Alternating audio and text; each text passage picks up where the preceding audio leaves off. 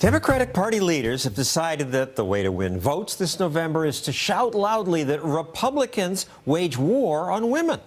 Politico reports that this election season, Democrats will make the war on women bigger, broader, and more central to White House and Democratic messaging. This is a proven, persuasive argument. Others in the liberal media are on board. Here's Stephen Colbert playing the role of an anti-woman conservative. Ava Braun, Fergie, that serial killer Charlize Theron played in Monster, Mrs. Butterworth, all women, all equally special. The Democrats are proud that they have ended sex discrimination in health insurance. No woman can ever be charged more just because she's a woman. That sounds fair, and I would think it would sound good to my two guests, since you're both women. And in fact, this is an all-woman show, except for me. Ending insurance price discrimination does sound good to former president of the Women's Media Center, Jammu Green. But conservative Heather Higgins says this war on women is full of lies. What do you mean, lies? There is no war on women. Well, except maybe if you want to call Obamacare a war on women. They're losing their doctors, they're losing their access, their choices are being constrained. Reproductive rights. How do the Republicans attack women? Well, if you look at various pieces of legislation, I think in the past year we had something like over 1,000 bills introduced across the country to try to curtail a woman's reproductive rights. Anti-abortion. Anti-abortion. Well, and they couch it in terms of we want to do a 20-week abortion ban, but really it's about trying to close as many clinics in the state. And this is going across the country where we've seen rights pulled back. In Texas, it's much harder to get an abortion. Roughly the same number of women are anti-abortion as men. Why should we allow the government into the conversation, into the decision we make with our doctor? And then when you look at the insurance part of it, only when you look at issues like even birth control, you have folks who are up in arms because insurance plans are going to cover birth control. But since the day that Viagra came out, insurance plans have been covering it. So this is where there's a real disconnect. Big difference. Some cover it, and you can buy it or not. But Obamacare requires me to pay for birth control. Birth control in and of itself is health care. No. It's $12 a month at Walmart. A woman, government has to pay for this? And the men in their lives. Jammu, I assume you're happy that it's no longer legal for a health insurance company to discriminate against you women by charging you more than they charge men. And President Obama likes to point that out. You can't be charged more if you're a woman. Those days are over.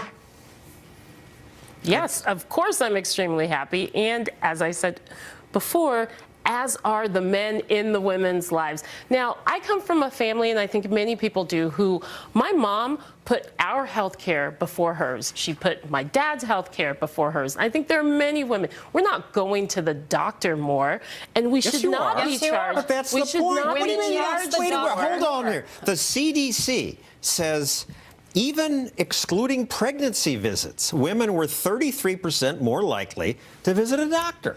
Do you want to live in a country where you charge women more than men? Is that the type of country you want to live into? When it comes to insurance. We have differential insurance rates. That's not the country I think that most families, and especially, again, the men who support the women in their lives, want to see. So you and I should pay the same car insurance rates and life insurance rates? Well, I don't know if you're as good of a driver as I am, John. No, there's I charge much more because men, on average, have more accidents.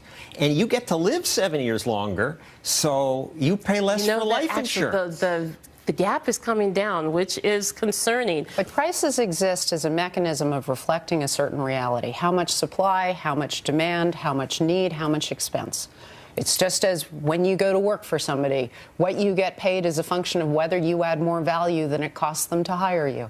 Similarly with insurance, is what you're going to cost the insurance company more or less, statistically speaking, and there's reams of data on this. And it's not just. I guess what we're saying is that when a woman gets pregnant and needs to go to the doctor, she did that all by herself. No, we're saying that a woman tends to use a doctor more, but we also know that a woman is paying less for her car insurance and she's paying less for her life insurance, and she pays less for other things. And maybe, according to you, we should be paying more car insurance and we should, so that young men don't have to pay nearly as much as they do, and even older men don't need to pay as much, because Car under your... It has nothing to do with the It has everything to do with it. Car insurance isn't a similar issue? Car insurance has nothing to do with the pursuit of life, liberty, and happiness. Jammu is willing to stick men with additional costs and not have parity there, but she wants men and children to pay for the costs of older people and women. I'm glad. I thought your organization represented women, but I'm glad you're the spokesperson for why men are being so screwed by our health insurance. No, what screws up health insurance is third-party payers and inaccurate reflection of actual prices and what people actually want to purchase. It is being required to pay for things that you don't want, and it is being covered in a way that gives you no responsibility for your own choices. It is in the best interest of our society that women are healthy, that we have access to affordable health care. I agree. It is in the best interest. The car insurance and life insurance, insurance, not just the women, but again, the men in these women's lives. We don't disagree on any of that. This is one of the most well-supported parts of the Affordable Care Act. That's because people who don't understand insurance are supporting it. Let me just close. When the Titanic went down, there was that moment where they said, women and children first. Is that sexist? Yeah. Children, I understand. There's sexism way throughout our society, but I'm also from Texas, and I will sit here and admit I like a door to be open for me.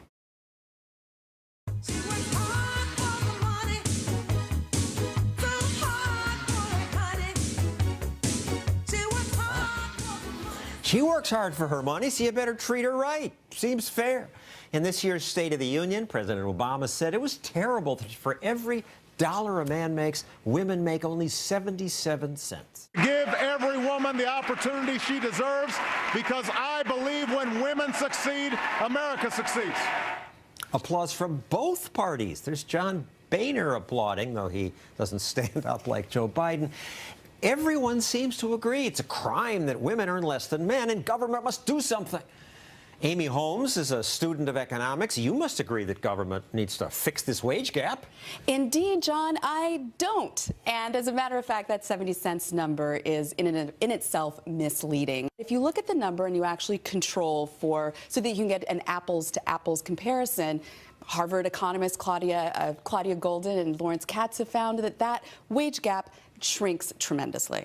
And what upset me is the president knows this, and even his own Department of Labor says after controlling for occupation, experience, other choices, women earn 95% as much as men do. Correct. So the reason why 70 cents is incorrect, that it's false, is that it's comparing all full-time women to all full-time men, regardless of occupation.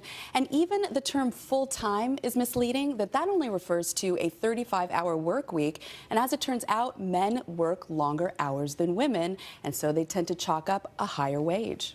And my understanding is that we men tend to work not just longer hours, be more willing to move for a job, be willing to go to unsafe places. I assume you women are smarter, that we have less balanced lives. We're willing to give everything up for ambition at work. We are different. And they looked at one study of University of Chicago MBAs. They looked at over 2,000 people who had graduated from the University of Chicago, very, elite university with their MBAs from 1990 to 2006. And what they found was in the beginning of these graduates' careers, their wages were very close. There was only a minimal difference. Where you saw that wage gap widen up was over time. Women were far more likely to take time out of the workforce, to have career pauses, and to work shorter hours. And I found this extraordinary, that during that time, only 10% of male University of Chicago MBAs took 6 months or more out of the workforce, whereas when it came to women, 40% of women took 6 months or more off. And that has big ramifications when it comes to salary. Men are 4 times as likely to ask for a raise than women. They are. Men are 8 times more likely to negotiate their salary than women. If you negotiate your salary, you can raise your salary by 7%. So imagine that, 8 times more men willing to raise their salaries by 7%, just walking in the door. Not something government can fix. No, certainly not. And at the top, in 147 of 150 of the biggest U.S. cities, full-time salaries of young women are 8% higher than men. You know, that sort of surprises me because it's a statistic that you don't know. But just to perhaps speculate, this isn't scientific on my part, if you look at cities, that tends to be a knowledge economy. And now let's look at education. Nearly 60% of all bachelors now are awarded to women. Women are earning more, a majority of master's degrees but and government PhDs. has to help them. Well, actually, you would think if you're concerned about the gender gap, you would be kicking women out of college to get more men in. And the majors that men and women choose. The high-pay college majors are petroleum engineering, mathematics, computer science, aerospace, mechanical engineering, mining, mineral engineering. These are 90% male, 87% male, 67% male. Right. The low-pay majors, early childhood education, overwhelmingly female, human services, social work, communications disorders. These are the people who helped me address my stuttering. I'm thankful for them. Mm-hmm. But they pay less, so it shouldn't be a surprise that there's a difference. Now, you know, a lot of feminists would look at that list of majors and say, well, the reason for that is that men are encouraged as boys to be mathematicians and engineers and play with trucks and Legos, where girls are given dolls, right. dollies Sexism. and Barbies, and it's sexism in how we raise our children. But when you get to college, I've been, you've been, you get to pick your own major. I chose economics. Maybe I would have liked a little art history, too. We went to the same college. You went. Indeed, 25 years later. When I went, you wouldn't have been allowed in because no women female. allowed. And aren't you glad that's changed? It must have been very lonely for you. it was lonely. I didn't like it. But the culture has changed. We don't need government to do these things. No, we don't, and we didn't need government to, to enlist young women to go to college. They made that choice themselves, and as I've mentioned, and they're now outnumbering men in college.